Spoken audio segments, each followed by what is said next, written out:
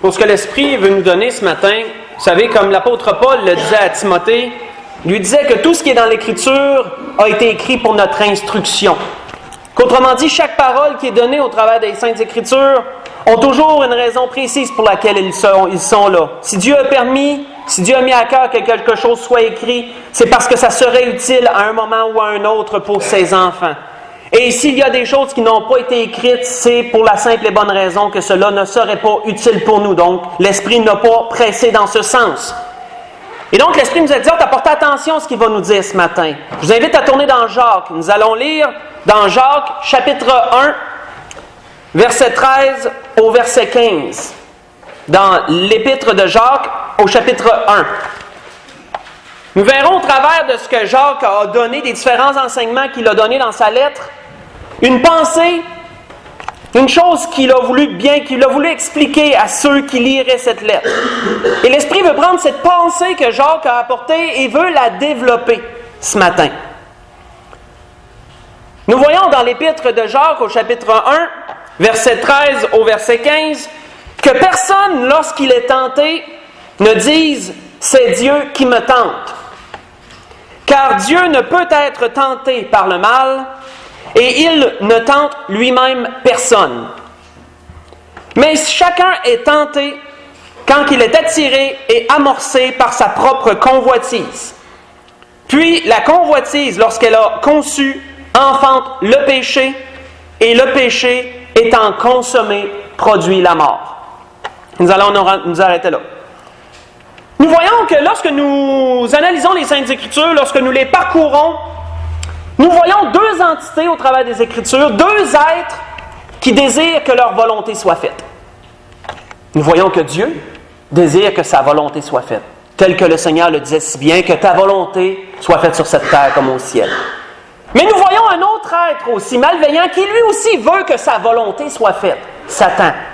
Satan aussi désire que chaque être humain fasse sa volonté à lui, ce qu'il désire.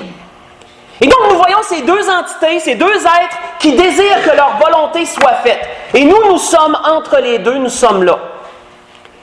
Mais ce que Jacques voulait interpeller, ce que Jacques voulait dire, et surtout interpeller ses lecteurs, c'est que chacun a une façon propre d'agir pour que leur volonté soit faite.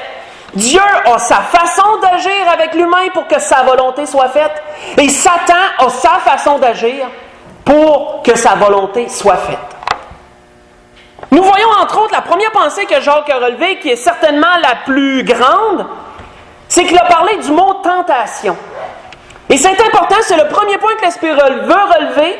Jacques a dit très clairement, expressément, que Dieu n'utilise pas ce moyen pour que sa volonté soit faite, mais que Satan, lui, l'utilise. C'est pourquoi Jacques disait, si quelqu'un est tenté, qu'il ne dit jamais « c'est Dieu qui me tente », parce que Dieu n'utilise pas ce moyen-là pour que sa volonté soit faite. Mais Satan l'emploie extrêmement. Nous voyons, selon le dictionnaire, le mot « tenter », provoquer chez quelqu'un l'envie de faire quelque chose. Vous savez, la parole nous dit... Ah, on a un breaker qui a sauté, c'est pas grave. La parole nous dit que l'homme a été créé, à l'image et à la ressemblance de Dieu. En plusieurs points, cela se révèle. Mais entre autres, il y a un point particulier, c'est que Dieu nous a laissé ce que nous appelons le libre arbitre. Le libre arbitre, c'est la capacité que nous avons chacun de faire nos propres choix sans aucune influence. Que Dieu nous laisse libre de décider ce que nous voulons, sans chercher à influencer quoi que ce soit là-dedans. Nous appelons ça le libre arbitre. Dieu nous laisse là. Mais les moyens que Satan utilise et que nous verrons vont toujours tenter d'influencer ce libre arbitre que nous avons, de le faire pencher vers sa volonté à lui. Tandis que Dieu, lui, ne fait pas cela. Nous voyons, entre autres, la tentation, le dictionnaire le disait, qui était de provoquer chez quelqu'un de l'envie de faire quelque chose. C'est qu'autrement dit, si tu tentes quelqu'un, tu vas jouer, tu vas manipuler, tu vas influencer son libre arbitre vers une certaine chose, parce que tu le pousses, tu le provoques à aller vers là. Nous Nous voyons entre autres que l'apôtre Paul avait dit ceci aux Thessaloniciens, juste un verset que je vais vous lire. Ainsi, disait-il, dans mon impatience, j'ai envoyé quelqu'un pour m'informer de votre foi, dans la crainte que le tentateur ne vous ait tenté et que nous n'ayons travaillé en vain. Voyez ça dans 1 Thessaloniciens 3, verset 5. Où nous voyons que l'apôtre Paul avait apporté la parole de Dieu aux Thessaloniciens. Ils avaient embrassé le salut en Jésus-Christ, ils l'avaient pris et ils désiraient vivre dans ce salut. Mais nous voyons qu'il y avait toujours Satan, cette autre entité qui désire que sa volonté soit faite, qui est venu par en arrière, et l'apôtre Paul le soupçonnait, parce que dès que quelqu'un vient au Seigneur, il est sûr et certain que le tentateur sera proche. Et nous voyons donc l'apôtre Paul appeler Satan le tentateur, parce que c'est le moyen le plus répandu, c'est le moyen le plus grand qu'il a d'influencer une personne dans son libre arbitre et à l'amener à faire sa volonté à lui. Et nous voyons l'apôtre Paul avoir ce cas qu'il avait tellement peur qu'il avait envoyé Timothée dans ce sens. Il avait envoyé Timothée s'assurer que tout allait bien, s'assurer qu'ils étaient demeurés dans la foi, parce qu'il dit « J'ai peur que le tentateur soit venu vous voir et qu'il vous ait influencé et que nous, on ait travaillé pour rien. » Sur quoi Satan mise-t-il lorsqu'il tente? Nous voyons au travers des Écritures bien des choses nous le révéler. Entre autres, lorsque notre Seigneur a été tenté, nous n'y tournerons pas, mais si vous voulez lire pendant la semaine, vous pourrez lire dans Luc 4, verset 1 au verset 13, nous pouvons relever 3 choses sur lesquelles Satan mise lorsqu'il désire tenter, lorsqu'il désire influencer votre libre arbitre, le faire pencher vers sa volonté à lui.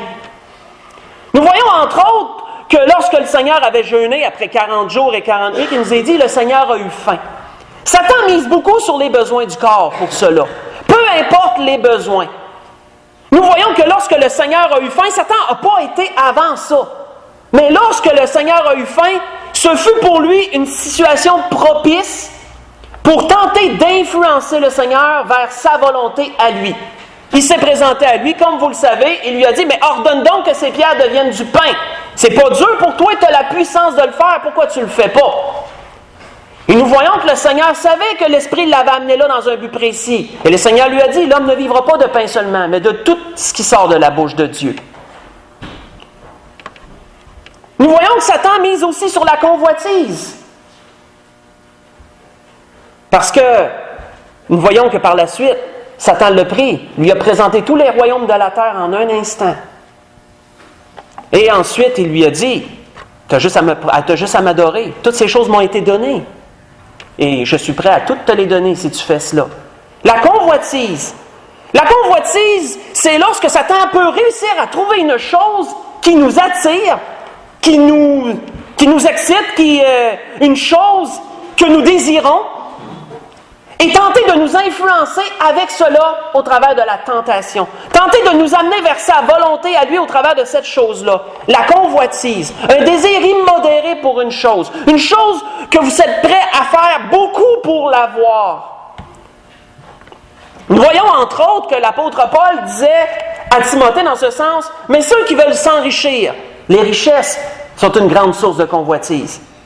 Donc, c'est un objet propice, c'est un temps propice au travers de la tentation. Satan peut influencer le libre arbitre de quelqu'un dans ce sens, au travers de la convoitise. Et il a dit, ceux qui veulent s'enrichir tombent dans la tentation. Satan se sert de cela pour amener en tentation. Et il dit, dans le piège, et dans beaucoup de désirs insensés et pernicieux qui plongent les hommes dans la ruine et la perdition. Comment que Satan peut amener un enfant de Dieu dans la ruine? Pas dans la perdition, bien sûr, mais il peut l'amener dans la ruine. Autrement dit, l'éloigner assez de Dieu que cette personne-là s'écarte et qu'elle se représentera un jour nue devant le Seigneur. Elle sera ruinée. Il ne lui restera que le salut. Et il dit aussi dans la perdition. Comment que Satan va tenter de garder ceux qui sont perdus dans cette perdition, justement, cette condamnation éternelle, sur le chemin dans lequel nous étions tous autrefois. Comment? Au travers, entre autres, de la convoitise. Mais ce qu'il est important de retenir dans ces 2 points, qui font partie de la tentation, c'est que Satan veut influencer le libre arbitre. Ne veut pas vous laisser décider par vous-même sans aucune influence ce que vous avez à faire. Il veut modifier, il veut tordre cela. Il veut l'influencer, Satan. Parce qu'il est comme ça. Nous voyons entre autres un autre point que nous devons relever, c'est la suggestion. Lorsqu'il a dit au Seigneur, lorsqu'il a amené le Seigneur sur le temple et qu'il a dit, jette-toi en bas. Comment que Satan peut parfois faire des suggestions? Amener des idées puis dire, pourquoi tu ne ferais pas ça? Pourquoi tu ne ferais pas ça comme ça? Lancer des petites choses, on appelle ça des suggestions. Des petites choses que Satan envoie, une graine qui sème, et si nous ne prenons pas garde, cette graine commence à germer, et il y a une pousse qui vient apparaître. Et ce sont des choses qui sont difficiles à enlever de nos vies par après. Mais ça part d'une idée. Comment qu'une idée, parfois, peut être tenace? Comment qu'une petite chose peut apparaître dans notre esprit et que ça peut être difficile à enlever? Suggestion. Ça t'envoie. Comme ça. Petite graine qui sème. Vous savez, la parole nous donne plusieurs exemples de cela. La parole nous donne plusieurs exemples. Comment que Satan a cette façon d'agir. Comment qu'il utilise la tentation. Et surtout, le dernier verset de Luc chapitre 4, que l'Esprit nous a donné un grand message sur cela, où qu'il est dit qu'après toutes ces choses, Satan l'a quitté jusqu'à un moment favorable. Je reviens souvent sur cela. Parce que Satan doit choisir le bon temps pour ces choses-là. Voyons-nous qu'il œuvre toujours dans ce sens. Il choisit le bon temps et il attend aussi que certains éléments soient là. Les besoins du corps, la convoitise. Satan nous envoie des choses devant nous sur notre route au travers de notre vie. Il permet que nous rencontrions certaines choses. Et parfois, s'il voit que ça l'accroche, là, OK, ça accroche, on va développer maintenant. Voyons-nous, c'est la façon de Satan d'agir. S'il voit que ça ne vous accroche pas, il va passer à autre chose. Puis à un moment donné, il va trouver quelque chose qui vous accroche. Et là, il va se dire, on va essayer d'amener la convoitise avec ça. Et si la convoitise est, la tentation va suivre. C'est tous des processus que Satan utilise. Et c'est important, frères et sœurs, de comprendre comment il travaille. Et c'est pour ça, entre autres, qu'il est appelé le tentateur. Parce que c'est son moyen le plus utilisé. Tournons dans un exemple, et nous pourrons voir un exemple qui à peu près englobe tout ce que nous avons vu là. Et nous allons le décortiquer, ça fait un peu de lecture. Nous pourrons aller dans Matthieu chapitre 6, l'Évangile selon Marc au chapitre 6. Et nous verrons, entre autres, au travers de cet exemple, frères et sœurs, pourquoi qu'il est dit le piège. Lorsque l'apôtre Paul disait à Timothée qu'il tombe dans la tentation, dans le piège, vous êtes-vous déjà senti dans une situation que vous ne vouliez pas être et que là, vous êtes pressé de sorte que vous vous sentez comme si vous êtes obligé d'aller vers un certain sens? Ça, c'est Satan. Et ça, c'est la tentation. Et ça, c'est des situations qu'il veut réussir à amener. Satan, frères et sœurs, ne peut pas nous obliger à agir. C'est pas lui qui prend notre bras et qui nous fait faire ce qu'on va faire. Mais combien qu'il peut pousser, par exemple, pour nous amener à le faire? Influencer le libre arbitre. Pousser un peu sur la note, mettre de la pression constamment jusqu'à ce qu'on cède sur une chose. Nous voyons, entre autres, dans Marc chapitre 6, je ferai un peu de lecture à partir du verset 21. Pour vous mettre dans le contexte de cette situation, c'est avec Jean que ça s'est produit. Nous voyons qu'à ce moment-là, il y avait plusieurs personnes qui régnaient sur Israël, que les Romains avaient établi. Nous appelions ça, ils appelaient ça autrefois des tétrarques. Ils régnaient sur certaines portions des terres. Entre autres, il y avait Philippe, qui avait une femme du nom d'Hérodias. Mais Philippe, non content de sa femme, la Bible ne nous dit pas pourquoi il l'a répudiée. Mais nous voyons que son frère, Hérode, lui, il aimait cette femme-là qui était à son frère Philippe. Et lui, il l'a pris pour femme, après qu'elle ait été répudiée par son frère. Et là, Jean qui lui avait l'esprit et la puissance d'Élie, Jean qui n'avait pas peur de parler à un roi comme il pouvait parler à n'importe qui, a crié expressément à ce roi, tu n'as pas le droit de prendre cette femme, c'est la femme de ton frère. Elle est déjà liée à un autre, tu n'as pas ce droit-là. Et donc nous voyons que Hérode l'a fait enfermer en prison. Mais Hérode ne voulait pas atteindre à sa vie parce que Au travers de toutes les choses que Jean lui parlait, Hérode était souvent touché, puis il restait perplexe, que la Bible nous dit à d'autres endroits. Ça le débalançait ce que Jean y apportait, puis il ne savait pas trop quoi faire. Il aimait ça de l'écouter parler. Il était souvent confus après. Mais nous voyons au verset 21 que sa femme à lui, Hérodia, en tout cas l'ancienne femme de Philippe, mais Hérodias, elle l'haïssait au plus haut point, Jean. Elle voulait le voir mourir. Et nous voyons que c'était dans le désir de Satan que cela arrive. Et regardons ce qu'il nous est dit à partir du verset 21. Cependant, un jour propice arriva. Qu'est-ce qu'il nous est dit dans Luc 4, verset 13? Satan a laissé jusqu'à un moment favorable. Là, il nous a dit qu'il y a un jour propice qui est arrivé. Un temps que Satan avait planifié.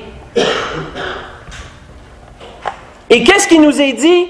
Lorsqu'Hérode, à l'anniversaire de sa naissance, donna un festin assez grand aux chefs militaires, aux principaux de la Galilée, la fille d'Hérodias entra dans la salle. Elle dansa et plut à Hérode et à ses convives.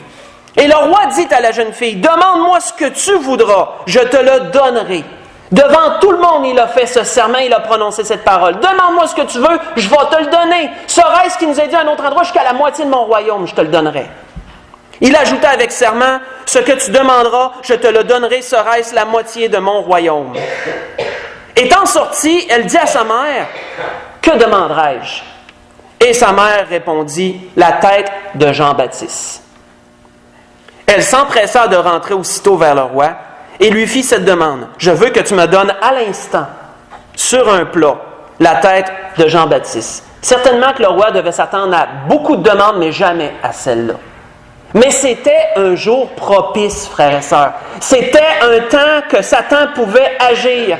Et voyons par la suite ce qui est arrivé. Le roi attristé, mais à cause de ses serments et des convives, il ne voulut pas refuser.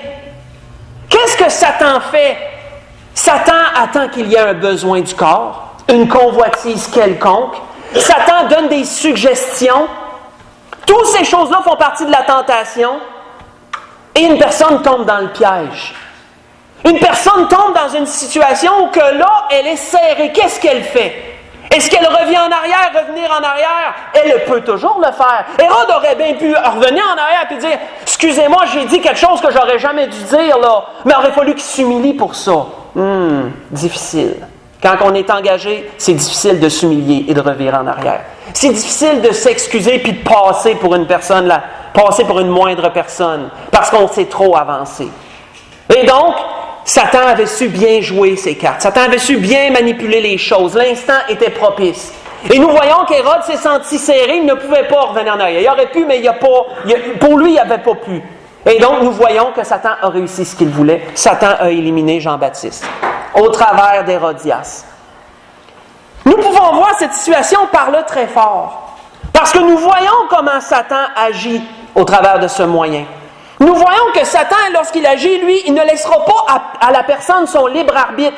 Il ne dira pas à la personne, je veux que tu fasses ça, mais tu as entièrement le choix, fais ce que tu veux. Non. Satan va vraiment venir influencer ça. Et la personne va finir par agir. Puis pourquoi il s'appelle le diable, selon vous? Diable voulant dire calomniateur. Calomniateur voulant dire une personne qui salit la réputation d'un autre. Une personne qui écrase un autre, qui va parler dans son dos, qui va le backstabber constamment. Pourquoi il s'appelle comme ça? Parce qu'après ça, il s'en va tout joyeux devant Dieu et il dit « Regarde qu'est-ce qu'il a fait! Regarde qu'est-ce qu'il vient de faire! » C'est pas Satan qui nous a fait ça.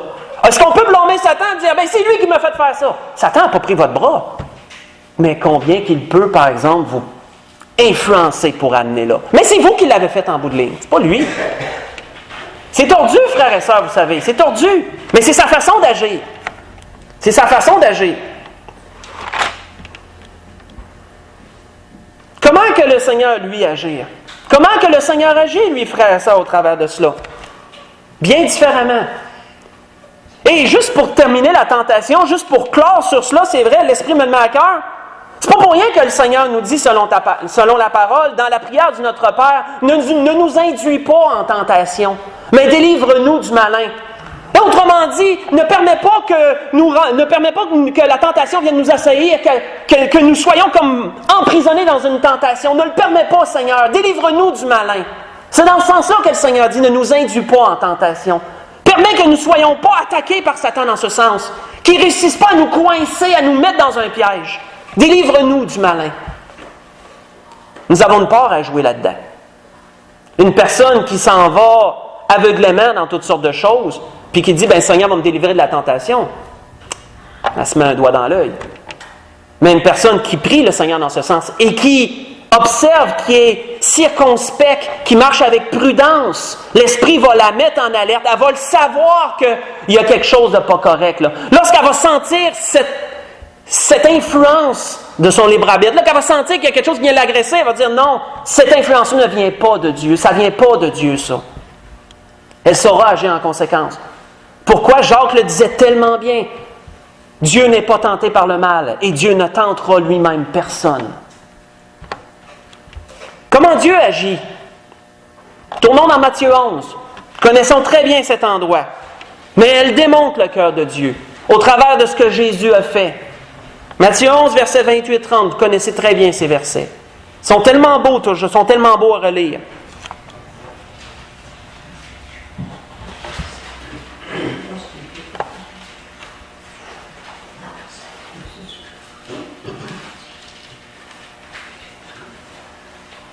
Évangile selon Matthieu, chapitre 11, 28-30. Qu'est-ce que le Seigneur disait? Venez à moi, vous tous qui êtes fatigués et chargés, et je vous donnerai du repos. Prenez mon joug et recevez mes instructions, car je suis doux et humble de cœur, et vous trouverez du repos pour vos âmes, car mon joug est doux et mon fardeau est léger. Comment Dieu, lui, procède-t-il, frères et sœurs? Il procède au travers de l'invitation, qui est bien différent de la tentation. Une invitation ne viendra pas toucher à votre libre arbitre. Une invitation va simplement vous interpeller. Vous savez, Jacques nous disait tantôt qu'une personne, lorsqu'elle est tentée, elle est attirée et amorcée par sa propre convoitise. Le mot « attirer » est important. Attirer veut dire exercer un attrait de l'intérêt. Quand quelqu'un est attiré par quelque chose, il y a quelque chose qui l'intéresse. Il a été interpellé par quelque chose. C'est un début, c'est une base, ça. Mais le Seigneur aussi, frères et sœurs, il attire. Dieu aussi attire. Le Seigneur disait lui-même, « Nul ne peut venir à moi si le Père qui est dans les cieux ne l'attire. » Comment travaille-t-il? Satan y attire, Dieu attire. Comment travaille-t-il? Le Seigneur attire au travers de l'invitation. Satan attire au travers de la tentation. Vous savez, il y a une différence. Si j'invite mon frère Fernand à souper, puis que je lui dis, mon frère Fernand, je t'invite à souper. Invitation. Mais mon frère Fernand, j'ai fait ton gâteau préféré, on va faire ton repas préféré. Tu sais ce que t'aimes tant, là, on va te le préparer, là. Puis le dessert qui te fait vraiment pencher, tu vas l'avoir. Tentation. Voyons-nous une différence entre les deux? Il y a une différence entre inviter et tenter quelqu'un. Mais, dans les deux cas, tu es attiré. Il y a la façon que Dieu agit et il y a la façon que Satan agit. Dieu ne tente personne. Dieu invite tout le monde, par exemple. Satan, lui, ne va pas inviter. Il va aller plus loin que ça, lui. Beaucoup plus loin que ça. Pourquoi? Parce que Satan ne respecte pas le libre arbitre. Satan ne le respecte pas, ça. Et, comme l'apôtre Paul le disait si bien aux Galatiens, cette influence ne vient pas de Dieu. Elle ne vient pas de Dieu, cette influence. Vous pouvez voir ça dans Galates chapitre 5, verset 8. Cette influence, elle ne vient pas de Dieu. Elle vient du malin. Tournons dans d'autres choses, frères et sœurs. Nous avons vu un point, nous avons vu la tentation, un moyen que Satan utilise, et Dieu ne l'utilise pas, ce moyen-là. Chacun travaille, les deux désirent que leur volonté soit faite, mais Dieu respecte notre libre arbitre, Satan ne le respecte pas. Ça fait une grande différence, vous savez. Tournons dans un autre endroit, nous allons tourner dans la Genèse. Là où tout a débuté dans la Genèse au chapitre 3. Pour en revoir certaines choses, mais nous y verrons encore une autre façon que Satan agit. Un autre moyen qu'il utilise. Et toujours dans le même sens, toujours dans le même but. Le but d'influencer notre libre arbitre. Le but de ne pas nous laisser le choix. De nous amener vers la chose qu'il veut. Sans que nous l'ayons vraiment voulu. Vous savez, je ne sais pas pourquoi l'Esprit me donne ça. L'Esprit a ses raisons. pourquoi il donne les choses. L'Esprit voit des choses qu'on ne voit pas, nous. Pour s'occuper de donner simplement ce que l'Esprit veut. On voit au travers cela. Nous allons lire du verset 1 au verset 5. Genèse chapitre 3. Le serpent était le plus rusé de tous les animaux des champs que l'Éternel avait fait. Il dit à la femme, « Dieu a-t-il réellement dit, vous ne mangerez pas de tous les arbres du jardin? » La femme répondit au serpent, « Nous mangeons du fruit des arbres du jardin. Mais quant au fruit de l'arbre qui est au milieu du jardin, Dieu a dit, vous n'en mangerez point, et vous n'y toucherez point, de peur que vous ne mouriez. » Alors, le serpent dit à la femme, « Vous ne mourrez point. Mais Dieu sait que le jour où vous en mangerez, vos yeux s'ouvriront, et vous serez comme Dieu, connaissant le bien et le mal. » Nous allons arrêter là. Comment Satan a-t-il agi? Nous voyons, frères et sœurs, que premièrement, Satan a introduit le doute. Vous savez, le doute, c'est comme un peu une reprogrammation. C'est comme une personne est bien campée, elle a les deux pieds bien à terre, elle sait ce qu'elle a à faire. Si Satan lui s'assomme un doute, la personne va être chancelante, elle n'est plus sûre, là. Elle n'est plus sûre. À ce moment-là, c'est propice pour reprogrammer. C'est propice pour semer quelque chose d'autre. Et c'est là que Satan introduit le mensonge. Mais nous voyons comment il agit. Satan a dit à la femme, Satan savait ce que Dieu avait dit à Adam et ce qu'Adam avait dit à Ève. Dieu a-t-il réellement dit ça? Ben oui, Dieu nous a dit qu'on pouvait manger tous les arbres du fruit du jardin. Y a-t-il réellement dit ça? Qu'est-ce qu'il a dit par la suite? Un mensonge. Satan a introduit le mensonge. Qu'est-ce que c'est le mensonge selon le dictionnaire? Action d'altérer partiellement ou complètement la vérité, qui est contraire à la vérité. Quand que la vérité dit ça, puis que tu modifies un peu ou complètement ce que la vérité dit, mais tu viens de commettre un mensonge. Tu viens de dire quelque chose qui n'est pas vrai, qui est contraire à la vérité. C'est pas pour rien, vous savez, que le Seigneur, à un autre endroit, avait dit aux Juifs ceci à propos de Satan. Il leur avait dit, vous avez pour père le diable. Et vous voulez accomplir les désirs de votre père. Il a été meurtrier dès le commencement. Et il ne se tient pas dans la vérité parce que la vérité ne demeure pas en lui. Lorsqu'il profère le mensonge, il parle de son propre fond. Car il est menteur et le père du mensonge. Vous voyez ça dans Jean chapitre 8, verset 44. Il est dit le père du mensonge parce c'est celui qui l'a inventé le mensonge. Il est celui qui l'a premièrement fait, premièrement dit. Il est l'inventeur du mensonge et donc le père du mensonge. Le mensonge, frères et sœurs, est-ce que le mensonge influence le libre arbitre d'une personne? Absolument. Absolument que le mensonge influence ce sens.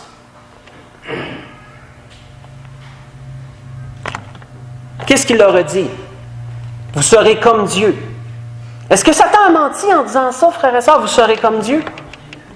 Pourtant, il y a un homme du nom d'Asaph dans les psaumes qui a dit ceci. J'avais dit, vous êtes des dieux. Vous êtes tous des fils du Très-Haut. Cependant, vous mourrez comme des hommes, disait Asaph. Vous voyez ça dans le psaume 82, versets 6 et verset 7. Est-ce que Satan a menti? Partiellement. Une des choses, frères et sœurs, qui nous distingue des animaux, une des choses qui fait qu'on est des dieux, entre guillemets, c'est que nous avons cette connaissance du bien et du mal qu'aucune autre créature sur cette terre n'a. Cela fait de nous des dieux avec un petit d. Sauf que qu'est-ce que ça l'a fait? Ça l'a introduit la mort. Vous êtes des dieux, mais vous mourrez comme des hommes. Satan a dit, vous ne mourrez pas. Il a menti. Vous ne mourrez pas, vous serez comme des dieux. Voyez-vous, une vérité partielle, un mensonge, si tu modifies partiellement la vérité, si tu omets de dire certaines choses que tu devrais dire, tu trompes la personne. Tromperie, mensonge sont les lots du malin. Ce sont des outils pour lui. Et qu'est-ce que ça fait, la tromperie comme le mensonge? Ça va influencer votre libre arbitre. Parce que si vous saviez toute la vérité, certainement vous ne feriez pas la même chose. Ça vient influencer le libre arbitre.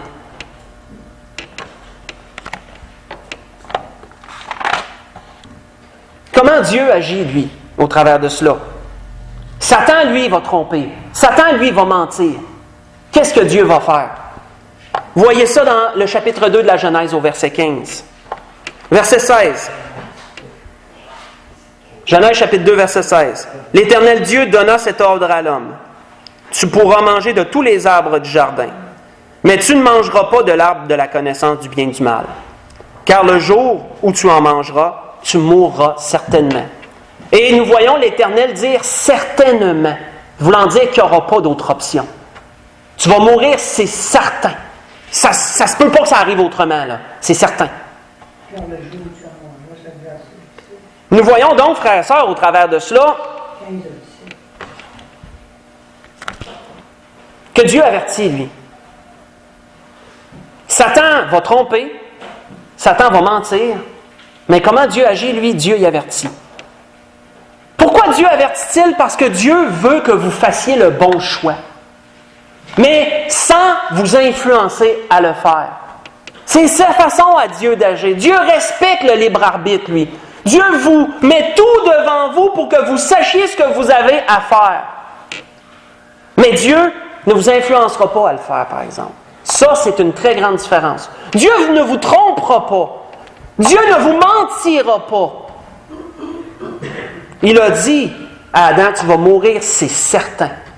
Pas dit peut-être que tu vas mourir. C'est certain que tu vas mourir. Mais qu'est-ce que Satan dit? Tu ne mourras pas. Très différent, frères et sœurs, entre les deux, vous savez. Très différent. Et pouvons-nous blâmer Satan d'avoir fait la chose à notre place? Encore là, non. Pas lui qui l'a fait. Mais y a-tu poussé, par exemple, pour que ça se fasse? Satan ne respecte pas votre libre arbitre. On s'en revient souvent, c'est comme ça. Il ne le respecte pas. Il ne vous respecte pas.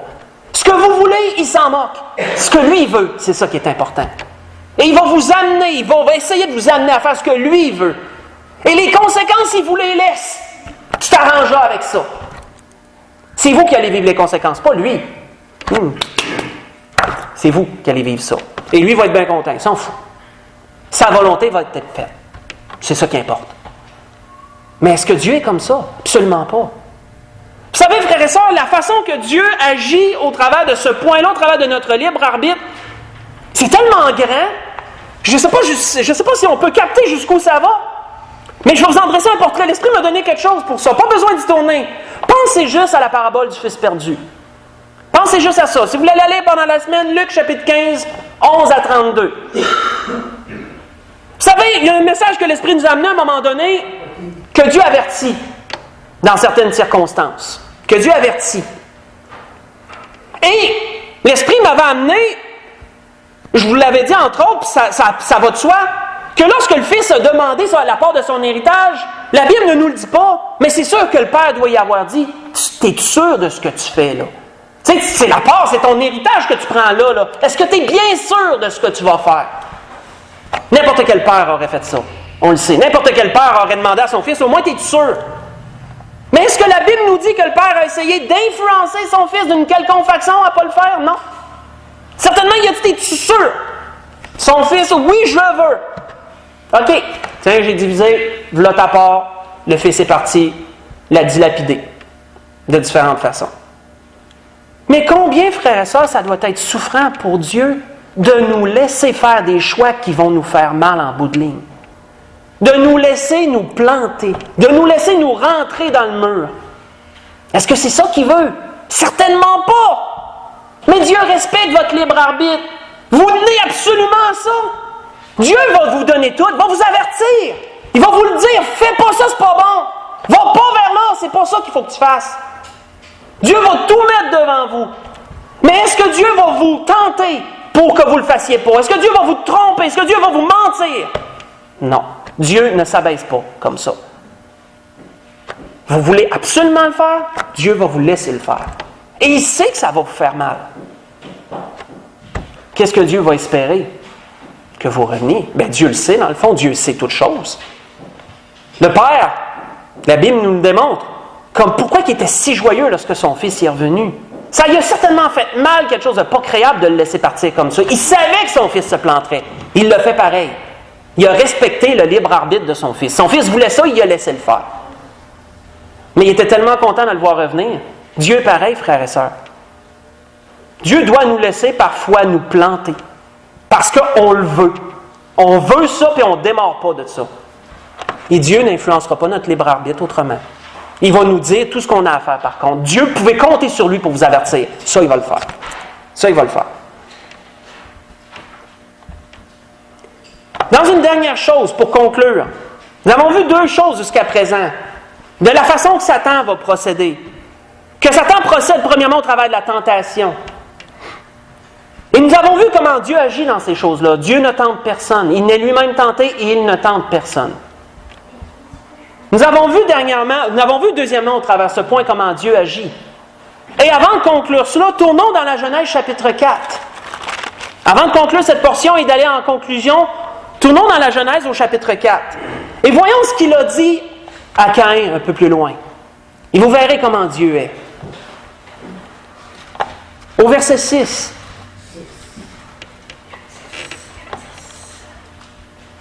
Dans la Genèse chapitre 4, verset 6. Vous connaissez cette situation. Les deux avaient offert un sacrifice.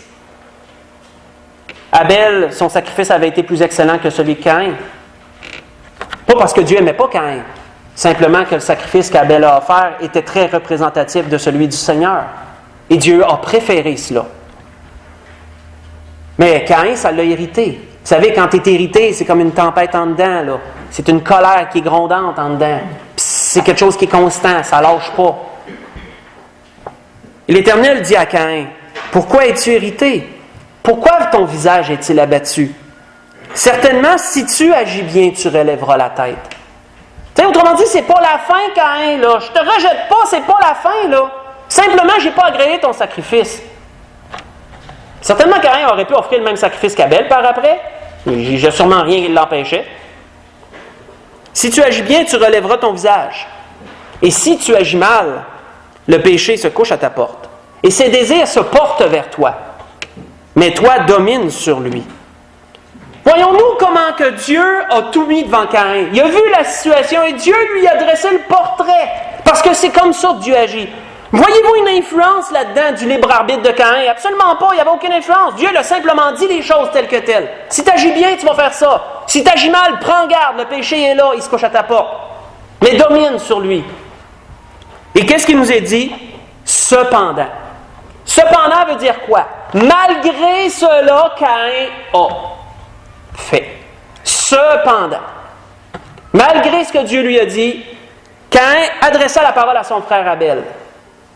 Caïn aurait été mieux de rester dans son coin un bout de temps, le temps que ça calme. Mais non, il est allé tout de suite voir son frère, il a tué son frère. Est-ce que c'est Dieu? Est-ce que c'est Satan qui avait possédé le bras de Caïn? Comprenons, frères et sœurs, comment l'un et l'autre agit. Satan voulait faire sa volonté. Satan pousse pour que sa volonté soit faite. Dieu, lui, ne pousse pas. Dieu demande. Dieu parle, simplement. On n'a pas à se surprendre pourquoi que Satan a beaucoup plus d'adeptes que Dieu en a, vous savez. Dieu ne veut pas s'abaisser de cette façon-là. Tu sais, quand on considère le nombre de personnes qu'il y a sur la terre, le nombre de croyants versus le nombre d'incroyants, ou de faux croyants, ou peu importe, mais mettez-les tous ensemble. Satan en a beaucoup plus à lui. Pourquoi? Parce qu'il influence. Il tord dans ce sens-là. Il fait tout pour amener les gens à faire sa volonté. Dieu ne s'abaisse pas de cette façon-là. Et pour conclure, voyons une dernière chose. Tournons dans le premier Chronique, chapitre 21, dans le livre des Chroniques, premier livre des Chroniques, chapitre 21. Nous allons lire du verset 1 au verset 4. Dernier exemple pour conclure ce que l'Esprit voulait nous donner ce matin. Deux êtres, chacun agit de façon différente. Chacun a un même but, le désir que sa volonté soit faite. Il est important de reconnaître comment l'un puis l'autre agit. L'influence de l'un et comment l'autre ne fait pas cela.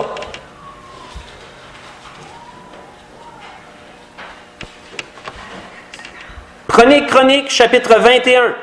Pour vous mettre dans le contexte, c'est un moment du règne de David. Et à ce moment-là, David a fait une chose qu'il aura regretté certainement par la suite. Mais voyons de quelle façon que ces choses-là se sont faites. Nous voyons qu'il nous est dit, Satan se leva contre Israël et il excita David à faire le dénombrement d'Israël. C'est une chose que Dieu avait demandé, avait commandé ça. On ne pouvait pas dénombrer le peuple. Dieu seul pouvait le commander. Lorsque Dieu commandait un dénombrement, c'était correct. Dieu le commandait à quelques reprises, pas souvent.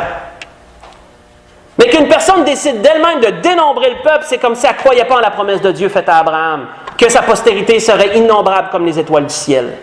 Tu ne pourras pas le compter. Ah, mais je vais essayer de le compter pareil. Nous voyons quoi? Satan a excité David à faire le dénombrement du peuple. Et David dit à Joab et au chef du peuple, Joab qui était son général en chef, « Allez, faites le dénombrement d'Israël, depuis Beersheba jusqu'à Dan, et rapportez-le-moi afin que je sache à combien il s'élève. » Et Joab répondit, « Que l'Éternel rende son peuple 100 fois plus nombreux. Ô mon roi, mon Seigneur, ne sont-ils pas tous tes serviteurs, les serviteurs de mon Seigneur? Pourquoi, mais pourquoi mon Seigneur demande-t-il cela? Pourquoi faire ainsi pécher Israël? » Joab, lui, il s'en souvenait que c'était commandé. « Faut pas faire ça, David. » Mais le roi le commandait. Joab le fait. Le roi persista dans l'ordre qu'il donnait à Joab. Joab partit, il parcourut tout Israël et il revint à Jérusalem. Et Joab remit à David le rôle du dénombrement du peuple. Et nous allons arrêter là. Exciter. Que veut dire le mot exciter selon le dictionnaire? Encourager fortement, stimuler. Lorsque tu encourages fortement quelqu'un pour une chose, lorsque tu es en arrière et que tu y mets de la pression constamment, là, tu reviens constamment à charge puis tu es de plus en plus insistant, est-ce que tu influences le libre arbitre? Absolument. Une personne maintenant veut dire « Ah, qui va le faire, là? Tenez, là. » Tu peux exciter une personne à faire quelque chose. Encourager fortement, stimuler. On voit surtout ça du point de vue sexuel. Quand on parle d'excitation, on voit dans nous autres, c'est une première image qui nous dresse, mais ça va dans bien des sens, là. Tu peux exciter quelqu'un à la colère. Le Salomon, il en parle dans les Proverbes. Hein? Que celui qui excite des querelles, ici et ça, que celui qui excite quelqu'un à la colère, ici et ça. Si vous voulez lire un bon exemple pendant la semaine, un peu une image de cela, vous pourrez voir dans 1 Roi 21, verset 1 au verset 26. Vous verrez un roi du nom d'Achab qui avait sa femme Jézabel. On a lu dernièrement pour une autre situation, pour une autre raison. Pour aller leur lire si vous le voulez. Mais vous pourrez voir qu'au travers de la façon d'agir, Jézabel, c'était une personne qui excitait souvent son mari à bien des choses. Entre autres, à tuer Naboth pour avoir sa vigne. Et elle allait dans bien d'autres sens aussi. C'est ce qu'il nous est dit, juste un verset que je vais vous lire sur elle.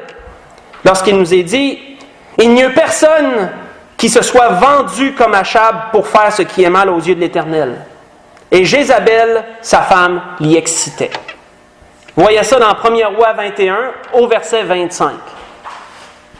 Ça devait être, frères et sœurs, une femme très insistante. Une femme que lorsqu'elle désirait quelque chose, elle devait être en arrière de lui, puis elle devait constamment y mettre de la pression jusqu'à temps qu'il fasse ce qu'elle voulait. Qu'est-ce que Satan fait? La Bible nous dit que Satan a excité David à faire le dénombrement. On n'en sait pas plus. Mais certainement, d'une façon ou d'une autre, Satan a mis de la pression à David. Tellement que David a cru que c'était une bonne idée. Il a été contre la volonté de Dieu dans ce sens. Et vous savez, Satan a déjà essayé ça sur Dieu aussi. Satan a déjà essayé ce moyen-là sur Dieu. Et certainement que vous pouvez vous en souvenir avec l'histoire de Job au chapitre 1. Lorsque Satan il est allé voir Dieu puis qu'il a demandé que Dieu lui a dit « As-tu vu mon serviteur Job? » Et la suite que Satan amenait. Qu'est-ce que Dieu lui a dit la deuxième fois? As-tu marqué, l'Éternel dit à Satan, as-tu remarqué mon serviteur Job? Il n'y a personne comme lui sur la terre. C'est un homme intègre et droit, craignant Dieu, se détournant du mal. Il demeure ferme dans son intégrité et tu m'excites à le perdre sans motif, disait l'Éternel. Ça veut dire quoi? Tu m'excites à le perdre sans motif. Tu essaies de m'inciter, tu essaies de m'encourager fortement, tu me mets de la pression pour que je perde job inutilement. Satan savait bien qu'avec Dieu, il ne pouvait pas faire cela. Mais on voit jusqu'où il va. C'est ça même avec Dieu. Est-ce que Satan peut nous exciter à certaines choses? Il le fait de bien des façons. Est-ce que Dieu, lui, va faire cela? Pas nous exciter. Mais Dieu fait quelque chose. Tout en respectant le libre arbitre, Dieu fait une chose par contre. Et on a pu le sentir bien des fois dans nos vies. Et nous allons conclure complètement sur cela. Je vous invite à tourner dans 2 Corinthiens 5. Nous allons conclure complètement sur cette pensée. Comment Dieu agit, lui, dans ce sens-là?